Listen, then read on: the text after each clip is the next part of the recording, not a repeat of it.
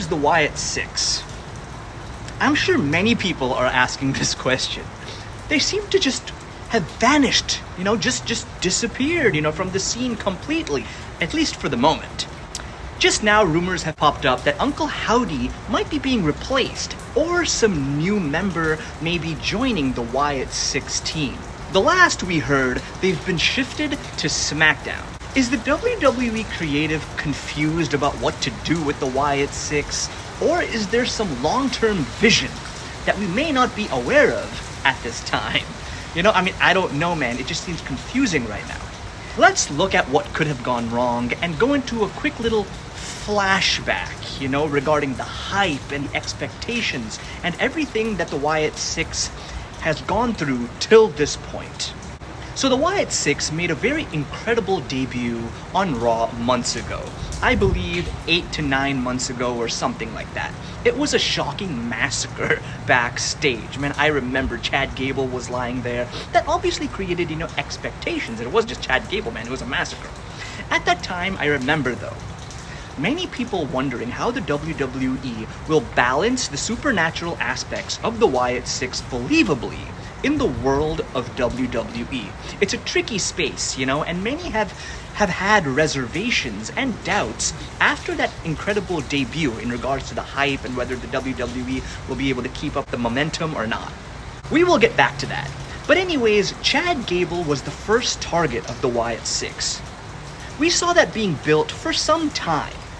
The Wyatt Six had the upper hand throughout that rivalry. This was still perceived as a setup and a build-up for a bigger Wyatt Six narrative. We were still getting into it, and we were having hopes that, things will get better. When the lights went off and the audience put up their phones for the Fireflies, it was exciting, man. The hype was there. The excitement was there. Next, Miz became a target of the Wyatt Six after he betrayed R-Truth and joined Karrion Kross. Well, he didn't exactly join Karrion Kross or the Final Testament, but he was an ally, I suppose. As we all know, the Wyatt Six gimmick is to target those who betray family, acquaintances, friends, or fractions in general. They are against betrayal of any kind. Anyways, this back and forth happens between The Miz, the Final Testament, and the Wyatt Six. And the last I remember, the Final Testament won against the Wyatt Six. Yeah. Okay, so the Wyatt Six is not immortal, I guess. But the thing is that ever since then, we haven't really heard from them. And that was a while ago. The biggest irony is that everyone from the Final Testament, except Karrion Kross, have been released from the WWE. They have been released by the WWE. So basically, the ones who beat the Wyatt Six are no longer a part of the WWE. How does that showcase the Wyatt Six? So the problem here is most likely reflective of the concerns that people expressed earlier. The debut segment of the Wyatt Six created unrealistic hype, perhaps, and major expectations. And I feel that, indeed, the WWE has not been successful at executing the overall gimmick of the Wyatt Six.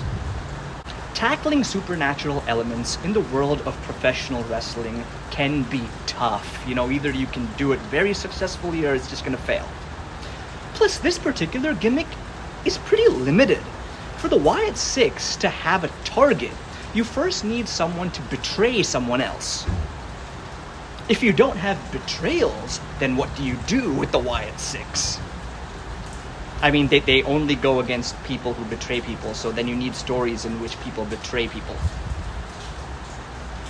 So it's pretty limited. I, for one, felt the WWE could have built an interesting angle where the Wyatt Six targets Dom Mysterio for betraying his father. I mean, that seemed like a natural choice to me. And it would have been interesting and could have also been, stretched out a bit too. I don't think that would get boring very quickly, right? That would stay interesting for a while. But now, obviously, the Wyatt Six is on SmackDown. So now the WWE basically needs a betrayal on SmackDown for the Wyatt Six to pop up. They are dependent on other stories, is what I mean to say. But then, maybe Solo Sikoa? That would be interesting. He betrayed Roman Reigns, the bloodline, created his new bloodline. I just hope the WWE figures out what to do with the Wyatt Six. Mainly, I also feel that they just shouldn't have lost to the Final Testament. As for rivalries, if they were on Raw, even Liv Morgan could be targeted by Nikki Cross if the Wyatt Six doesn't always need to be together. But, again, like I said, Liv Morgan is on Raw. Maybe the Wyatt Six doesn't need to be part of a brand. I mean, they're supernatural, right? They could just appear anywhere, wherever there is a betrayal. Anyways, I'm hoping for just the best, I guess. Clearly something is off. The Wyatt Six deserve more, man. They really do, and just better.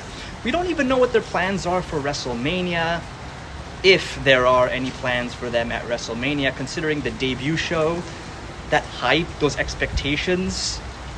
You'd think that there would be a pretty strong rivalry already planned out for them for WrestleMania, but then we would have seen something by now. So I don't know what's going on, guys. What are your thoughts on this? I don't know. Anyways, guys, that's that. Please do subscribe to my channel for wrestling content. Gonna just try and make more and more videos, at least 3 a week, if not more. You know what I mean? So please do subscribe if you like wrestling content. Until next time, peace out. Bye.